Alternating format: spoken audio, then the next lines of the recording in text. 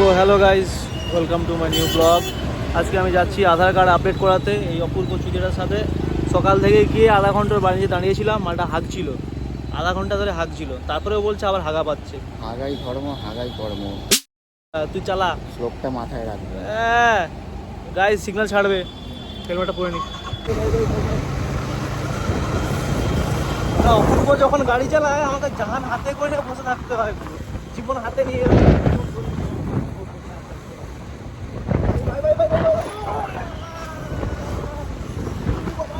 দেখি লাগলো রে,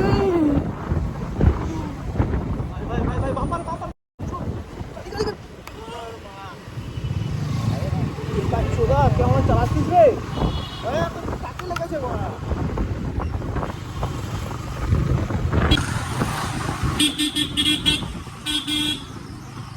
আসতে গেলাম ভাই, আসতে গেলাম। এই সল্টলেকের রাস্তাগুলো এত সুন্দর, কি বলবো তোমাদের। দেখো পুরো একদম নিট অ্যান্ড ক্লিন, পুরো ছিমছাম।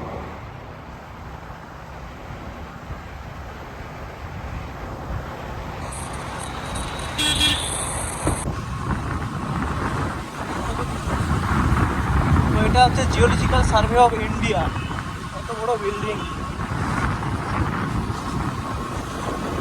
এখান দিয়ে যেতে হয় আধার অফিসে। তোমরা যারা যারা কলকাতা থেকে বিলং করছো, বলে দিচ্ছি, আধার অফিস এটা কলকাতার মেন ব্রাঞ্চ সল্টলেকে। জিওলজিক্যাল সার্ভে অফ ইন্ডিয়ার পাশেই এই ডান দিকে দেখো, এই যে ডান দিকে, এখানে এখানে ঢুকতে হবে। সামনের দিকে মুখ করে ঢোকা, হ্যাঁ এই তো, গুড বয়, সব জানে। স্লট তো আছে 12:50 থেকে, এখন 12:50 আসেনি। তুই এমন জায়গায় গাড়ি চালিয়েছিস, পুরো একদম 10-15 মিনিট আগে তুই ঢুকিয়ে দিয়েছিস। পোতটা পুরো ব্যথা হয়ে গেছে ভাই, কি অবস্থা চুলমুলের একদম পুরো। এমন জায়গায় গাড়ি চালিয়েছে ভাই, পুরো একদম 15 মিনিট আগে পৌঁছে দিয়েছে। ওই পোতটা তো ব্যথা করে দিয়েছিস ভাই। এইচডিএফসি ব্যাংক রে।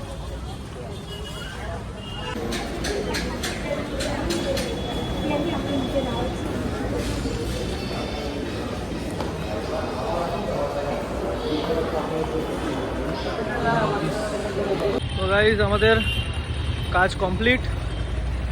আর এদিকে এই মালটার আবার পায়খানা পেয়েছে।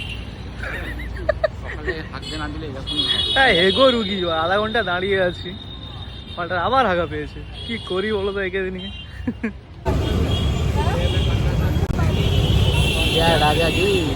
এই মালটা হেগে আসলো, এখন শুধু দিনে কতবার করে হাগিস ভাই? একবারই হাগি, শান্তি করে হাগি, কিন্তু মালটা হাঁটতে যায়নি আমার। যতক্ষণ হাগাটা না শান্তি করে হয়, ততক্ষণ রাস্তাঘাটে চলাফেরা দায় হয়ে পড়ে। মানে হাগাটা জরুরি নাকি? মানুষের লাইফে ঘুম থেকে উঠে আগে হাগাটা ইম্পর্টেন্ট। আগে শান্তি মনে হাগো, তারপর সারাদিনে যা কাজ আছে শুরু করো। দিনে যদি 4-5 বার করে হাগিস। তোমরা কোনোদিন ধান্দাবাজ কুকুর দেখেছো? দেখাচ্ছি। ওই কি হয়েছে? ধান্দা করছে। সবার সাথে এরকম করিস না তুই, হ্যাঁ? ওই সবার সাথে এরকম করিস, ধান্দাবাজি করিস? ওই কি হয়েছে? ধান্দাবাজি করিস? কি উঠেসটা আর তো এরকম করে না, ওরা তো এরকম আছে। পুরো অবস্থা খারাপ ছিল, এগুলো এই চামড়া থামড়াগুলো সব উঠে গেছিল। তারপরে আস্তে আস্তে এখানে থাকে। এবারে এই জন্য যেহেতু সব কুকুর খেতে পায়, ওই জন্য এরা একে কিছু আর বলে না। টেকনিক জানে ভালো। এই পকিয়ে পাকিয়ে খাবার দাবার সবাই খেতে পায়। তো তোমরা দেখতে পাচ্ছ বন্ধুরা, এখানে একটা চিকেন রেসিপি রান্না করা হচ্ছে। এটা একটু অন্য টাইপের একটা রেসিপি। বল নামটা বল। কি নিজে জানিস না? কিসের? আফগানি চিকেন। ও এটা রেসিপি তুমি জানো, তুমি রান্না করছো, তুমি ভালো করে বলতে পারবে। আফগানি চিকেন, আচ্ছা পাকিস্তানি চিকেন নয় তো? তো বন্ধুরা, এটা হচ্ছে আফগানি চিকেন। আফগানি চিকেনের একটু রেসিপিটা কি বলা যেতে পারে? সিক্রেট। তাও আমি তোমাদেরকে বলে দিচ্ছি, সিক্রেট তো আমি কোনোদিনই রাখি না। এটা আমি বলে দিচ্ছি। প্রথমে প্রথমে কি করেছিল, ডিম বলছি, প্রথমে হচ্ছে চিকেনটা নিয়ে এসে ধুয়ে মুছে না মানে ধুয়ে তার মধ্যে নুন, মুছে নয়, প্রথমে হচ্ছে চিকেনটা নিয়ে এসে জল দিয়ে ভালো করে ওয়াশ করে তার মধ্যে হচ্ছে টক দই আর হচ্ছে নুন দিয়ে, আর হচ্ছে কাসুরি মেথি, মেন ইনগ্রেডিয়েন্টস হচ্ছে এটার হচ্ছে কাসুরি মেথি ছাড়া কিন্তু এটা কিন্তু হওয়ার একদম হবে না। কাসুরি মেথি এই তো, এই যে কাসুরি মেথি হচ্ছে মেন ইনগ্রেডিয়েন্টস।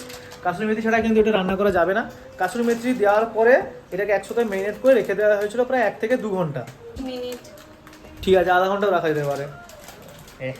দিয়ে তারপরে হচ্ছে এরপরে হচ্ছে সরি কি না বলে, আমি ভুলে গেছি। যে করে সেই বলতে পারবে। তা তুমি বলো, তুমি তো বলছো না তো। এই চুপচাপ রাও, খাওয়ার লোক খাওয়ার মতন কথা বলবে।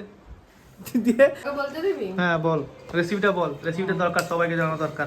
রেসিপিটা হচ্ছে প্রথমে করতে হবে কি, মাংসটাকে ধুয়ে একদম জল ঝরিয়ে রাখতে হবে।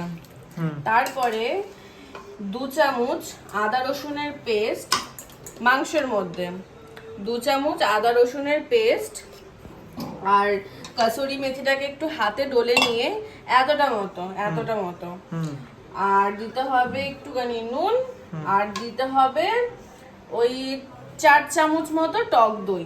ওকে ওকে, দিয়ে ভালো করে মাখিয়ে নিলাম, দিয়ে ঢেকে ওটাকে আমি 30 মিনিট রেখে দিলাম।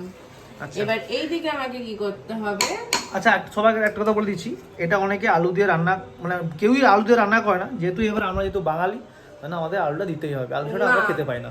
ও আলু ছাড়া খেতে পারে না বলে আমাকে জোর করে আলু দিতে হয়েছে। হ্যাঁ, কারণ এটাতে আলু দেয় না, আলু ছাড়াই রান্না করব। আফগানি চিকেনে আলু দেয় না। যাই হোক, তারপরে বলো মশলাটা বলো আসল। হ্যাঁ, এরপরে কড়াইয়ে সাদা তেল দিতে হবে, দিয়ে ওর মধ্যে কোচানো পেঁয়াজ আর আদার কোয়া, মানে গোটা আদার কোয়া আর রসুনের কোয়া, ঠিক আছে, তেলের মধ্যে দিতে হবে। পেঁয়াজটা একটু ভাজা ভাজা হলে, আর হচ্ছে কাঁচা লঙ্কা আর কাজু বাদাম আগে থেকে ভিজিয়ে রেখে সেটাকে তেলের মধ্যে সবগুলোকে ভেজে নিলাম। ভেজে নিয়ে ওটাকে মিক্সির মধ্যে দিয়ে, আর ওপরে না, মিক্সির মধ্যে দিয়ে ওপরে হচ্ছে তোমার ধনে পাতা, অনেকটা পরিমাণে ধনে পাতা দিয়ে সেটাকে মিক্স করে নিলাম ভালো করে, একদম মানে মসৃণ পেস্ট। ওকে, তারপরে প্যানের মধ্যে, এটা আমি কড়াইয়ে করছি, প্যানে করলে বেশি সুন্দর হয়। ওকে, প্যানের মধ্যে তেল দিয়ে যে ম্যারিনেট করা মাংসটা, ওই মাংসটাকে গোটা গোটা ভেজে নিতে হবে, সুন্দর করে হালকা লালচে লালচে করে ভেজে নিতে হবে। ওকে, ফ্রাই করা হলো তাই তো? রাইট, তারপরে দিয়ে তারপরে ভাজা হয়ে গেলে ওটাকে তুলে নিতে হবে।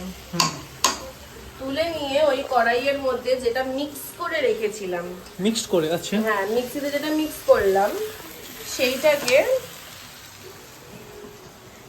মিক্সটাকে ওর কড়াইয়ের মধ্যে দিয়ে দিলাম, ঠিক আছে। দিয়ে ওর মধ্যে তোর কাসুরি মেথি, একটুখানি দই, জিরে গুঁড়ো, একটুখানি ধনে গুঁড়ো, নুন, হলুদ, লঙ্কার গুঁড়ো দিয়ে ওটা যতক্ষণ না তেল ছাড়ছে মশলাটা থেকে ততক্ষণ ওটাকে নাড়লাম।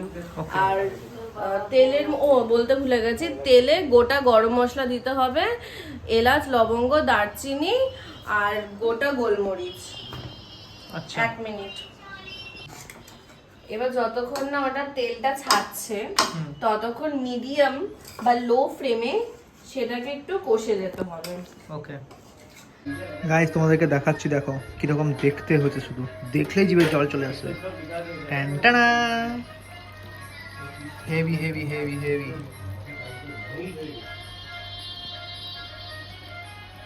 হেভি খেতে হয়েছে, আর টেস্টটা এত সুন্দর হয়েছে। এটা যে খুন্তি থেকে চেটে হেভি। আর দেখো কি করছে এখানে, সব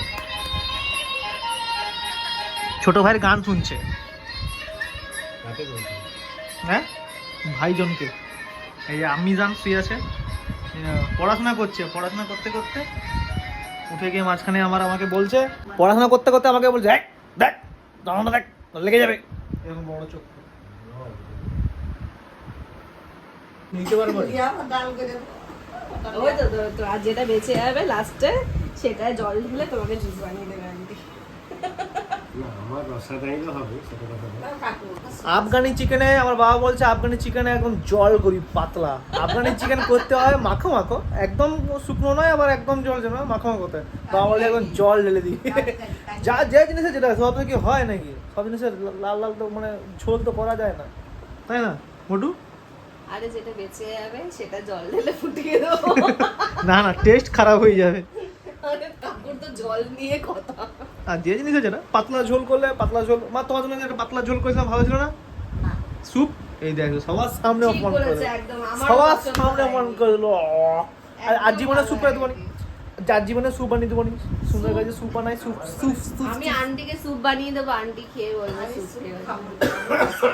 কষা খাবে, কষা খাবে, হ্যাঁ কষা খাবে, কষা কষা খেয়ে খেয়ে শরীরটা এরকম কষা কষা হয়ে গেছে, কষা খাবে। ডাক্তারকে তো বলেছে করবি পরিচয় কি আছে। রান্না হচ্ছে, চিকেন হয়ে গেছে একদম মোটামুটি মাখো মাখো। এবার রান্না করে খাওয়া যাবে। A4 সাইজ পেপার অনেক আছে। দুটো কি হয়েছে বল? এঠো খুন্তিটা রেখে গেছি নাড়িয়ে, খুন্তিটাকে চেটে পুরো পরিষ্কার করে দিয়েছি। কোথায় যাচ্ছ? হাগাবে ইস এসব ইস পেতে দিয়েছে রে, কি জোরে ছি।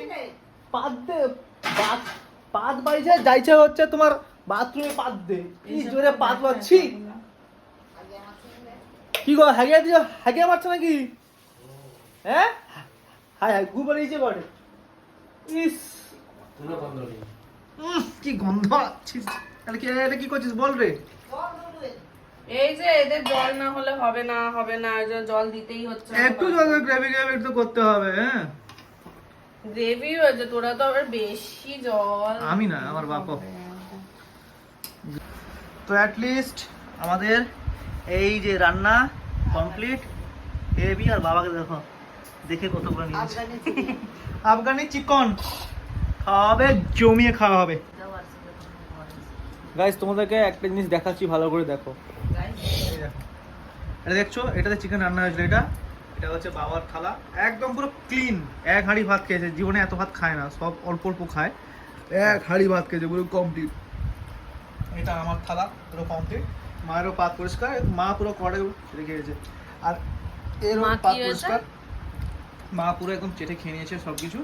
আর মেন ক্রেডিট হচ্ছে ইনি হচ্ছে সব রকমের মশলাপাতি সব রকম হেভি সম্মান বলেছে।